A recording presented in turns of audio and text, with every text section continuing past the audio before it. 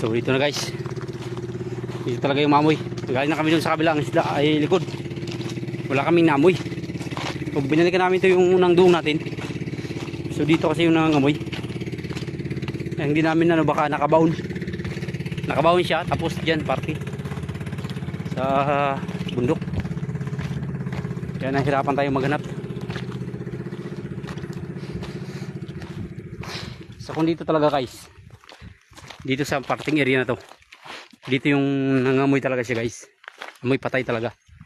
Hindi pa natin matukoy kung anong patay, dahil hindi pa natin nakikita kung hayop man siya o anong klase. Oh. Pero dito talaga minamoy.